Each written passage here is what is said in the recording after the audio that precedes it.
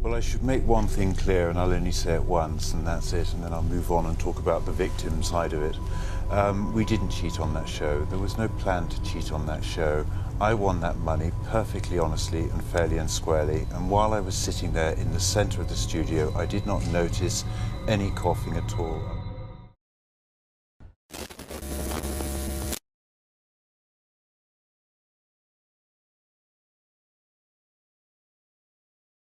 Arguably the most derided couple in television game show history, Charles and Diana Ingram, alongside another contestant, Tequin Whittock, went to trial in 2003 for their roles in the September 2001 taping of the British version of Who Wants to Be a Millionaire.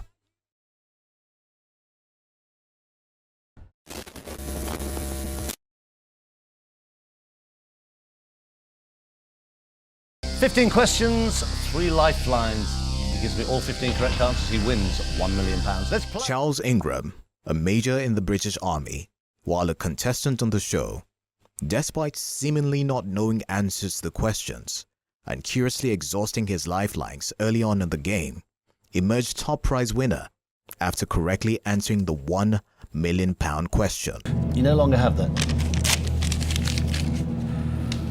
You just won £1 million! The trial, which played out like a media circus, saw the trio accused of engineering a coughing scheme to communicate correct answers to Charles after sound technicians at ITV raised concerns about tactical cheating. I have to tell you that we have suspicions from viewing the recording of last Monday's programme and subsequently studying the tapes carefully, that there were irregularities during the taping of the show in which you participated. Oh, good Lord, no. Because of that, I have to tell you that these suspicions have been referred to the police. Right. And thus, we, not for the moment, will be airing the programme or indeed authorising payment of the cheque. Right. Yeah, well, I mean, I completely refute that, obviously. Good Lord, I'm absolutely gobsmacked. All right, well, thanks for letting me know. Okay, thank you. Cheers, bye. The events that followed are indicative of how much the Who Wants to Be a Millionaire quiz show format was a UK TV phenomenon. But at the time, I really didn't think much of it. I just thought, well, fine, something's gone wrong. Didn't know what. I certainly hadn't got a clue about coughing at that stage. And I thought it would be resolved fairly quickly.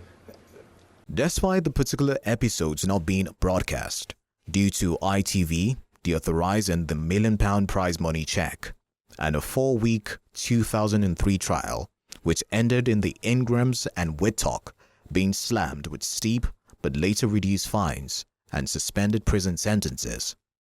The events that played out over the 2 days of the show's recording resulted in Ingram being ordered by the UK Army Board to resign his commission as a major. The Ingrams would later file for bankruptcy, endure attacks from fans of the show, and alienation in their home community. On its part, the British tabloid press continues to milk a cult following of the events of September 2001, often rehashing headlines like, "Where's Who Wants to Be a Millionaire's coughing major?"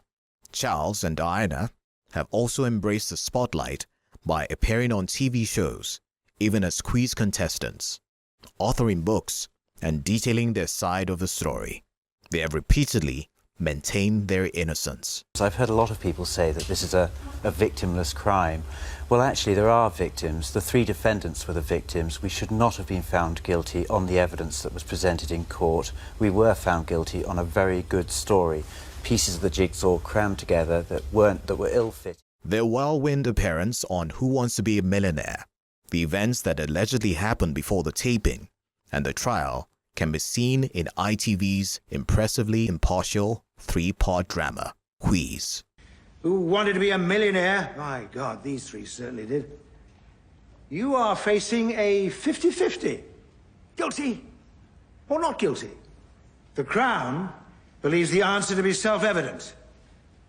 They are guilty as charged.